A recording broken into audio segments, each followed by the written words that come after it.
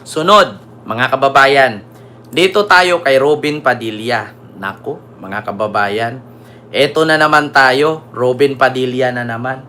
Oo.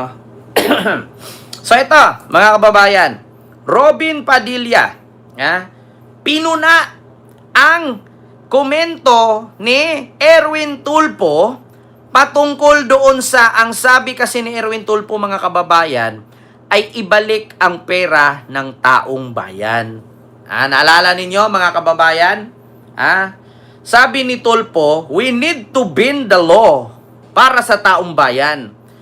Wala tayong pakialam sa batas na yan. Ang hinaing ng taong bayan, ang dapat nating sundin na ibalik ang pera na ninakaw ng mga kontraktor sa Pilipinas.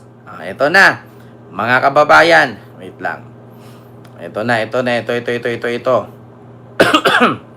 Mga kababayan, Robin Padilla, Erwin Tulfo. Ito na ha. Happy birthday po, Lilia Juan, and happy birthday. And good health, success, blessings. Ayan. And love life, mag-ingat palagi. Ayun, ito na. Erwin Tulfo at Robin Padilla nagsagutan sa Senate session. Nako po, mga kababayan. Ito po kasi yan, mga kababayan. Ito na. Pakinggan ninyo ha. Porque nunca ouvi falar desse ato antes. Polongski, Yutman, and kay Vibes, and kay Ma'am Welcome to Eugenia. the Senate. Thank you. Mr. President, Parang magmamanifest ka pa rin. next to you also give his manifestation is Senator Robin Hood Padilla, Mr. President. Senator Robin, I believe Senator Robin Hood Padilla would like to also make a quick manifestation, Mr. President. Ayan na, pakinggan natin na. Senator Padilla is recognized. Maraming salamat po, Ginoong Pangulo at sa ating pinunong mayorya. Ginoong Tagapangulo, mga kasamahan, nais ko lamang pong magpahayag ng saloobin hinggil po sa ilang mga pahayag sa pagdinig ng Blue Ribbon Committee kaninang umaga. Nalubhang nakakabahala po. Na tila nagpaparating na maaari nating isang tabi ang umihiral na batas upang magbigay daan sa ikasisiya ng taong bayan. Bagamat lubos ko pong nauunawaan ang pangingibabaw ng kalooban ng taong bayan, meron po tayong mga demokratikong mekanismo upang isakutuparan ito. Isipin natin ang posibleng maging epekto nito sa ating mga komunidad. Lalo na po sa mga lugar na matagal na pong pinagsisikapan itaguyod ang kapayapaan at kaayusan. Halimbawa na lang po sa Mindanao. Patuloy po tayo na nagpapaalala sa ating mga kababayan doon na sumunod sa batas. Na ang batas ay para sa lahat. Ang batas ay hindi hadlang sa kalayaan. Ito ang saligan ng isang sibilisado at maayos na lipunan. Ito ang nagbibigay sa atin ng proteksyon, nagtatakda ng ating mga karapatan, at ang nagpapanatili ng kapayapaan. Bilang mga mambabatas, tayo po ang dapat na unang tagapagtanggol ng batas. Sabi ni Robin yan ha.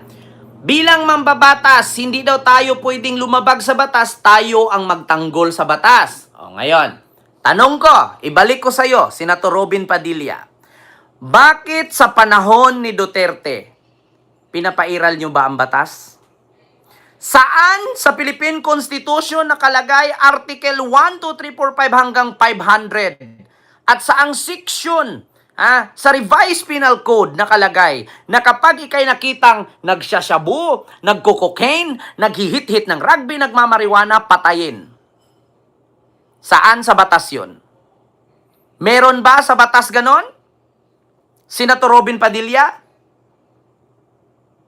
Saan sa batas makikita yon?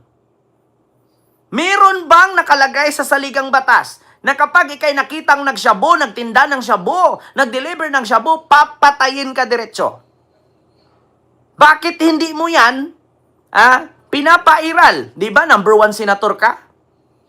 Bakit hindi mo kwinestyon ang pagpatay nila Bato, nila Digong sa Duterte Death Squad or Davao Death Squad? Bakit hindi mo pinuna yung mga ganyang pangyayari? Tapos ngayon, ang sabi ni Senator Erwin Tulfo, mga kababayan, ang sigaw ng tao, ibalik ang perang ninakaw nila Diskaya, nila Alcantara, ni Hernandez, at iba pa, pati ang mga politiko. Mas mataas po ang batas ng tao. Bakit? Kung hindi kayo iboto ng tao, wala kayo dyan sa posisyon ninyo ngayon. 'Di ba? Tapos ngayon, ipairal niyo, kailangan ingatan natin yung labag natin sa batas. Baka sa sunod daw, na may mga tao taga Mindanao, susugod sa Malacanang, sugurin ang Malacanang. Kasi gusto din nila. Magkaiba ang sitwasyon sa pinaglalaban ng City of Sudden Death and Armalite at ang lupang pinangako at ang lupang inaalagaan ng mga Muslim sa Mindanao. Magkaiba ang kanilang pinaglalaban sa pinaglalaban ng mga taong nagrarally sa Luzon dahil sa ninakawan sila ng tax. Yun ang totoo. Bakit mo ikukunik yung gulo sa Mindanao at pinaglalaban ng mga Muslim nating kababayan sa gulo, sa flood control na pagbulsa ng pera ng taong bayan nitong mga kontraktor at mga politician? Yan ang mahirap eh. So, tanong ko lang, Senator Robin Padilla, kung mali pala ang sinabi ni Erwin Tulfo na ibalik ang pera na ninakaw nitong mga kontratista, pati mga politiko, at pag-freeze ng kanilang mga asset, tanong ko lang, hindi ka ba papayag na ibalik ang pera? Kasi parang kinontra ninyo ni Marcoleta eh. Si Marcoleta ganun din, parang ayaw ipabalik ang pera. Ngayon kukontrahin mo, isa lang naman ang pinaglalaban. Nagwawala ang taong bayan kasi ninakawan. Kami. Kayo hindi naman kayo nanakawan kasi yung mga pera namin sinasahod ninyo. Wala kayong kapagod-pagod eh. Di ba? Bakit mo pa ikukunik yung pinaglalaban ng taga Mindanao sa kanilang problema? Alam mo ba ang unang-unang pinaglalaban ng taga Mindanao? Maraming gusto ang mga Muslim na hindi gusto. Maraming gusto ang mga Muslim na hindi sang-ayon sa kagustuhan ng presidente. Di ba? Maraming gusto ang mga Muslim. Hindi ko nga maintindihan, ako, taga Mindanao ako, ang daming gusto nila. Kung gusto nilang holiday, sinusunod sila.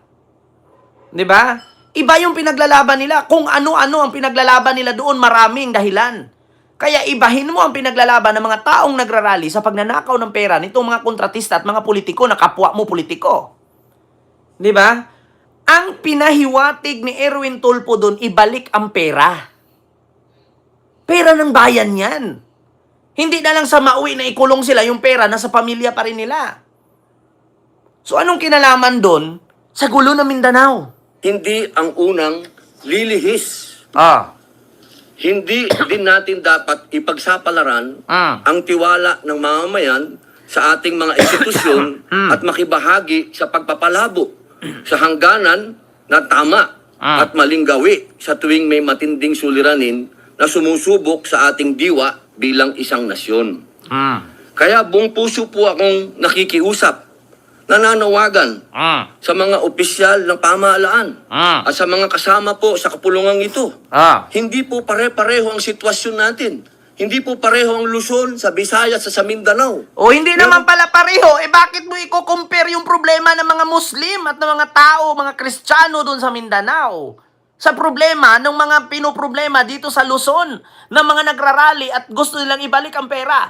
'Di ba? Kung ikaw, pagpupokus ka sa Mindanao, di mag-focus ka doon.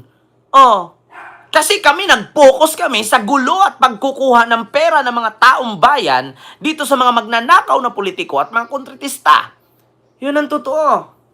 Diyos ko, alam mo sa totoo lang, Senator Robin, kung tayo dalawa, mas may utak pa ko sa'yo eh. Biruin mo, sa tagal-tagal mong nakaupo dyan, ilan batas lang ba ang nagawa mo? Hindi porkit sinabi ni Erwin Tulfo na hindi sundin ang batas, ay lahat na hindi sundin. Huwag kang makioso, Robin. Huwag kang makisabay. Pinoproblema na nga kung paano mabawi yung perang ninakaw ng mga kontratista, dadagdag ka pa. Diba? Huwag mo nang isingit yung mga pinaglalaban ng mga taga Mindanao sa problema nila dyan. Kasi iba ang pinaglalaban ni Erwin Tulfo sa problemang ninakaw ng mga kontratista at politiko. Diba? Yun ang totoo. Huwag mong ikunik, Robin, para kang si Sarah. Nagbibigay ka na ng advice, wala rin namang kwenta. Diyos ko, Robin, wag mong gamitin yung Muslim. Puro ka na lang Muslim. Hindi mo na ba napansin? OA ka na. OA na yan, Robin. Hindi na nakakatuwa. Puro ka na lang Muslim. Hindi ka ba nagsasawa? OA na yan. Hindi na maganda yan, OA na. OA. Overacting ka na. Ako Muslim din tatay ko. Hindi lang ako nagpa-Muslim kasi hindi kasal ang nanay at tatay ko. Tatay ko Muslim, pero OA. Nag-aral din ako sa Mindanao. Napakarami kong kaklasing taga Mindanao na mga Muslim. OA na yan, Robin. OA. Yeah? Yan ang totoo. Sobra ka na. Over ka na. Hindi porket Muslim ka, hindi porket concern ka sa Muslim, ay puro ka na lang ganyan. Hindi na ako, naintindihan ko, Muslim ako, Muslim tatay ko. Di ba? Pero hindi naman ganyan. OA. Di ba? OA yan. Di ba? Yun lang. Mga kababayan. O mga katulad natin na umiikot sa mga liblib na lugar at nagpapakilala po ng batas na dapat sundin. Napakalulungkot po kung ganito ang ating pagbibitaw ng mga salita na we can bend the law. Ipakita po natin na ang kalooban ng taong bayan ay maaaring may sakatuparan ng alinsunod sa balangkas na ngayon, Senator Robin, tanungin kita. Yung salitang bend the law, hindi po lahat ibig sabihin doon, bend the law, ay yung pinaglalaban ng mga rebelde sa Mindanao ay pareho sa pinaglalaban ng mga taong bayan na naghihikapos, umiiyak, sumisigaw dahil sa naranasang baha. Dahil sa ninakaw ng mga flood control project at pinanggagastos ng mga politician sa kanilang kabit, sa kanilang anak, sa kanilang asawa ng mga luxury items. Palibhasa kasi, Senator Robin, hindi mo naranasang mabahaan. Palibhasa kasi, Senator Robin, hindi mo naranasan na magtsinelas ng butas. Palibhasa kasi, hindi mo naranasang mangupahan ng bahay. Palibhasa kasi, hindi mo naranasang magtrabaho bilang sales lady, salesman, crew sa mga fast food chain. Hindi mo naranasang magpuyat at mag-duty ng more than 6-8 hours. At hindi mo naranasan sumahod ng 20 mil sa isang buwan. Kami kasi naranasan namin Di ba? Yung hinaing namin, hindi sa pinaglalaban ng mga taga Mindanao. Ako taga Mindanao din ako. Alam ko ang pinaglalaban ng taga Mindanao. Ang kinalaban nila doon, ang pinaglalaban ng taga Mindanao ay marating sila ng gobyerno. Kasi nararating lang sila kapag eleksyon. Pagtapos ng eleksyon, wala ng gobyerno sa Mindanao. Take note, I was born and raised in Zamboanga del Norte.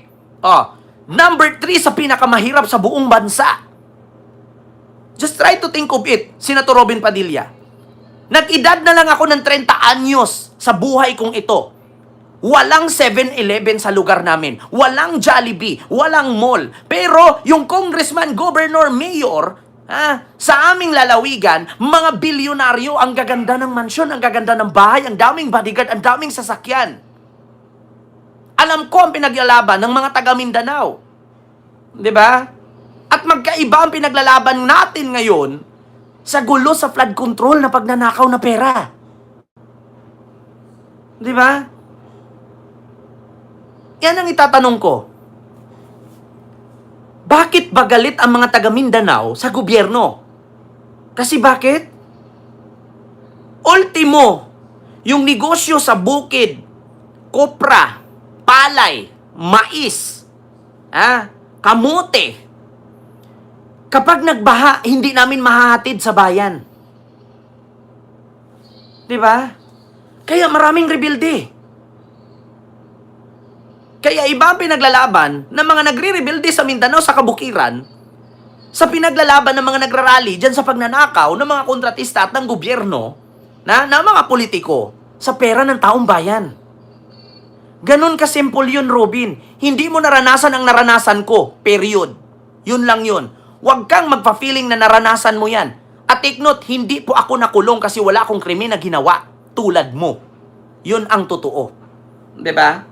Huwag mong Robin, huwag mong ipagkalandakan na ang pinaglalaban ng taga Mindanao ay baka gayahin ang pinaglalaban ng mga Pilipino kasi ang sabi ni Erwin Tulfo, we need to bend the law.